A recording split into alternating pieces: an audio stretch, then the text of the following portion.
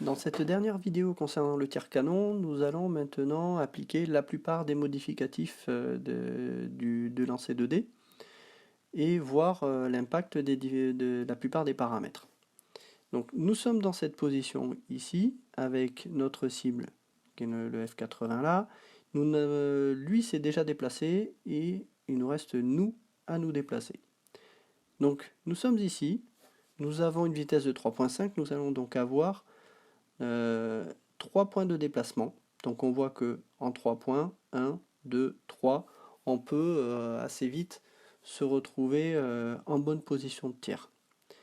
Donc tout d'abord, comment on va se déplacer? On peut déjà définir un déplacement là, un là, on tourne ici donc de 30 degrés, et ensuite on va se positionner ici.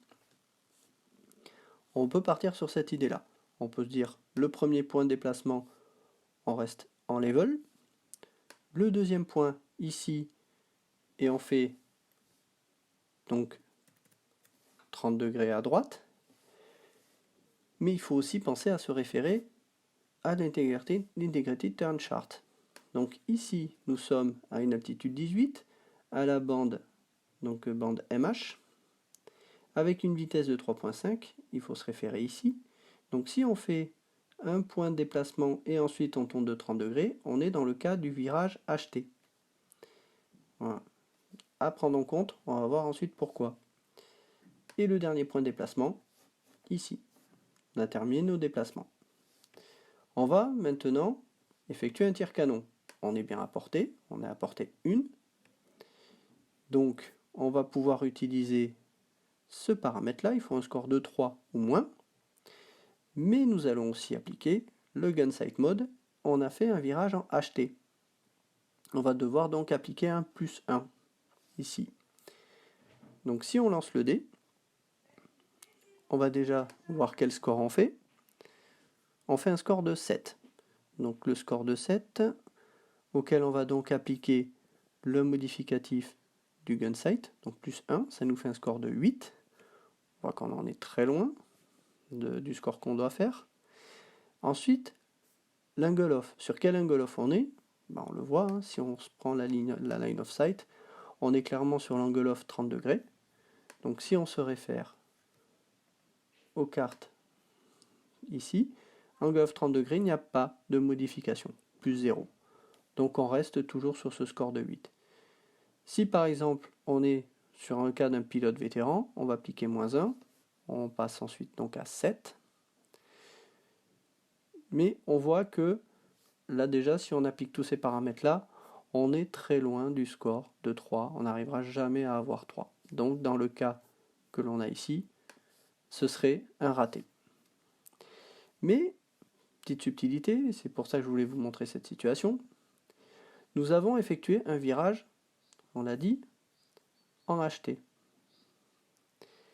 Sauf qu'on aurait très bien pu se passer de faire un virage comme ça. Souvenez-vous, ici, nous avons fait un déplacement en level, un point et on a tourné de 30 degrés. On était donc dans le cadre d'integrated turn chart, on était dans le cadre du HT ici. Mais si dès le départ, on va faire un virage en TT, ici donc, on a 2 points de déplacement avant de faire notre virage à 30 degrés. Donc 1, 1, 2, et on tourne de 30 degrés. On se retrouve dans la même situation que tout à l'heure. La seule différence, c'est qu'on a considéré qu'on a débuté notre virage ici et non pas ici. On a donc viré moins serré, on a fait un virage donc en TT. Et on verra que ça peut s'avérer utile. Et il nous reste notre dernier point de déplacement ici. On se retrouve dans la même situation que tout à l'heure, mais en ayant fait un virage en TT, ce qui fait que le +1 qu'on a pris en virage HT pour le gun sight mode, eh bien on ne l'aura pas dans ce cas-là, vu qu'on a fait un virage en TT. Donc, on va pouvoir relancer notre dé, et on fait un score de 3. On va appliquer les paramètres modificatifs que j'ai dit tout à l'heure. Donc, on va revenir. Ah, c'est pas celle-là. Combat Damage 1, là. Donc on est toujours sur cet arc le 30 degrés, donc on n'a pas de modification du dé concernant l'angle off. On avait dit qu'on était en pilote vétéran, on aurait -1, donc de 3 on passe à 2. Voilà.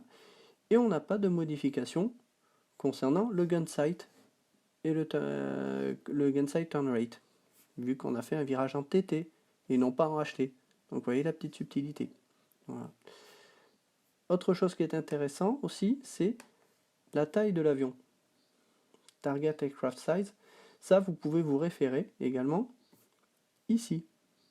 Size Modifier 0. Donc dans le cadre de cet avion-là, il n'y a pas de modificatif par rapport au dé, l'avion est considéré comme petit. Mais si c'était un avion plus gros, on aurait très bien pu avoir un score plus favorable. Voilà. Donc une fois que vous avez appliqué tous les paramètres, ben on finit donc avec notre score de 2, et donc c'est considéré comme un coup au but. Donc tout ça pour vous montrer l'importance du choix des manœuvres que vous faites avant de vous mettre en position de tir. Là, clairement dans cette position-là, le choix d'un virage en TT dès le départ fait que ça nous évite d'avoir un +1 qui pourrait peut-être nous coûter cher derrière et nous occasionner un raté.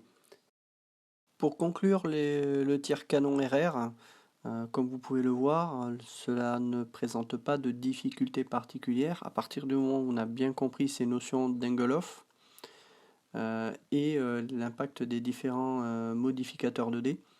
Donc référez-vous toujours à ces aides que vous avez.